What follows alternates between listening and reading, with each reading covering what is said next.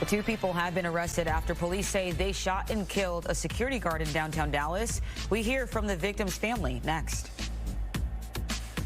President Donald Trump's cabinet is shaping up after another confirmation from the Senate. We'll introduce you to the new head of DHS. And Evan is in with a look at your Sunday forecast. Good Day Sunday starts right now. Good Day Sunday, here for you on Fox 4. It's like a shot from Halloween. I was like, what was that? Was that fog? Was that what's going on, just buddy? Low clouds. Okay. It's just ugly out there. I know. I was like, do you see that, or is that something with our TV? Well, we got it now. We got a shot up on the top of a building, but it's obviously gray. Yeah. It's drizzly out. I mean, it's not going to be the nicest. We had a nice day yesterday. Yeah. That's the best part of memories. You get to keep them free. Today is a different day, though. One thing you can notice as we look at the satellite radar, not only are the clouds taking over, we've had some light showers out there and some drizzle. That's going to be a factor pretty much, I would say, the first half to 2/3 of today. Just not a lot of rain, just occasionally some light rain or drizzle out there. You can see it in Dallas. It's going to run at about 30–40% of us getting some of it. I wouldn't say this is going to be a soaker. This is only going to be a couple of hundredths of an inch, but still it's going to wet the roads. And the other part, everything will dry out this afternoon. But the other part of the forecast, while the temperatures right now are generally in the upper 40s, DFW and Dallas, notice it gets colder in Fort Worth and off to the west of us.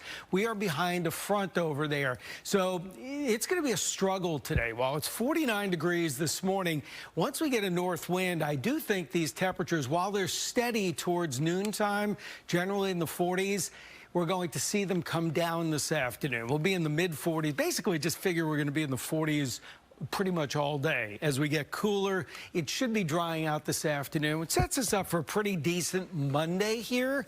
Tuesday, 50-50, and then we definitely go downhill after that. It will be wet and stormy later this week, and we'll talk about that coming up. Sounds good, Evan. Thank you. Well, two Dallas County Sheriff's deputies are recovering after a traffic accident. It happened Saturday morning along I-20 near Cockrell Hill Road. And officials say the deputies were in their patrol car when another vehicle struck them from behind. The deputies and driver of the other vehicle involved were taken to the hospital. That other driver is facing a charge of driving while intoxicated. And a man is dead following a shooting late Friday night at a CVS pharmacy in downtown Dallas. Investigators say two juveniles are in custody. Fox 4's Amelia Jones spoke with the victim's family and has the details. Friday night around 11 p.m., Dallas police got a call for a shooting at the CVS pharmacy on Main Street in downtown Dallas. 39-year-old Anthony Iguanu was shot and died at the hospital. Family members tell Fox 4 Iguanu was working as a security guard at the CVS at the time of the shooting. He was definitely a protector. Marcus Pipkins looked up to his older cousin. He calls the father of three a motivator and a mentor. He's big on de-escalation, and for this to happen is like, it amazed me because it's like somebody took my cousin's life, and he's not that type of person. Dallas police wouldn't share what led up to the shooting, but did say they have two juvenile suspects in custody. Their names are not being released because of their age. I could feel safer, I feel like it's kind of been going downhill. Michael Storbeck lives nearby and manages Scarlet Pumpernickel Tavern across the street from CVS. I feel like everybody down here is affected. I feel like a lot of people are scared sometimes. And he wants more to be done to make sure people who live in downtown Dallas feel safe. I think they need to step up or bring some sort of, new group down here to try and enforce something, kind of like they did in Deep Ellum, try and put a stop to it before it gets worse. CVS Pharmacy told Fox 4 Iguanu was employed by a third-party security company, and CVS is cooperating with Dallas police in the investigation. Pipkins says his cousin had dreams of becoming a Dallas police officer, a dream that he plans to pursue in his honor. Because I know for a fact that it's something that he was truly wanting to do. I'm going to definitely miss my big cousin. Amelia Jones, Fox 4 News. Well, former South Dakota Governor Kristi Noem has been confirmed as the new U.S. Department of Homeland Security Secretary. Now, the vote was unanimous among Senate Republicans. 7 Democrats also voted in her favor. Fox's Chad Program has the story from Washington. Another day, another cabinet secretary confirmed. The Senate voting 59-34 to confirm Kristi Noem as Homeland Security Secretary. This comes after a late-night vote to confirm Pete Hegseth as Secretary of Defense. And we're here voting on a Saturday. We voted Friday night. We're going to continue to work aggressively to make sure the president has his team in place to get the country back on track. 7 Democrats joined all Republicans voting to put Noem in charge of an agency which will wrestle with the border, performing the Secret Service after 2 assassination attempts, and FEMA. So it's clear that the president wants to revamp FEMA. FEMA runs the flood insurance program, which would be a big part of the revamp. Kristi has executive experience, and she's tough as a $3 steak. Senate Minority Leader Chuck Schumer opposed Noem. He says she, quote, seems headed in the wrong direction and worries about nixing FEMA. But getting rid of FEMA entirely because of the conservative hunger to shrink government at all costs is dangerous, very dangerous. That could leave families, business owners, and local communities fending for themselves. So far, 3 of President Trump's nominees scored bipartisan support. Secretary of State Marco Rubio, CIA Director John Ratcliffe, and Noem. The only nominee who Democrats rejected was Hegseth. Expect Democrats to support another nominee on Monday. That's Scott Bessent. He's up for Treasury Secretary. On Capitol Hill, Chad Pergram, Fox News. Stay tuned for Fox News Sunday with Shannon Bream at 8 right here on Fox 4. Well, Texas lawmakers are reacting to the deportation of illegal immigrants by military planes. Democratic Congresswoman Veronica Escobar represents Texas' 16th congressional district in El Paso. She says the deportation flights are unnecessary. Republican Congressman Tony Gonzalez, who represents nearly half of the southern border, touted Trump's efforts, stating it has already made a big impact. There's no need for the performance that we're seeing. But to your point about the diversion, not using Mexican airspace, more fuel, more time, more resources, when there's a process in place that has been used certainly throughout the Biden administration and before. Mexico plays a very big part of this. It's the reason why I met with the Mexican ambassador, is I want to have constant communication to make sure that they're doing their part, and they're doing that. Well, flying people who've been deported into a foreign country requires the cooperation of that nation's government. Fort Worth ISD is looking into a teacher's social media post urging immigration and customs enforcement agents to come to Northside High School to remove students believed to be in the U.S. illegally. Now, the probe was launched Friday night after the post appeared on X, also known as Twitter as well, and it comes just days after President Trump issued a directive that allows ICE agents to remove undocumented immigrants, even from sensitive areas like churches and schools. Well, on Saturday, the district said the substitute teacher involved will not be on campus during the investigation. Fort Worth ISD Interim Superintendent Karen Molinar sent out a message saying the district supports all families amid the president's actions. Well, taxpayers can begin filing their federal returns starting tomorrow. The Internal Revenue Service says it expects to receive more than 140 million individual tax returns by the filing deadline of April 15th. Well, Texas residents can file their taxes for free on the IRS website.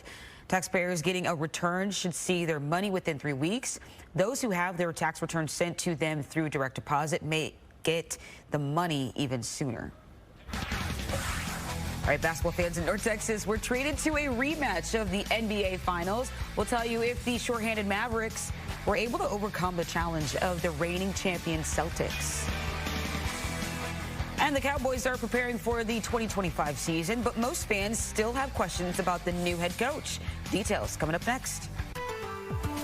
Yeah, no real questions about the weather today. It is definitely an exclamation point as we're going to stay cloudy. And for some of us, it's going to be a wet, cool Sunday. Got some big changes this week as well as we end January. The details are next.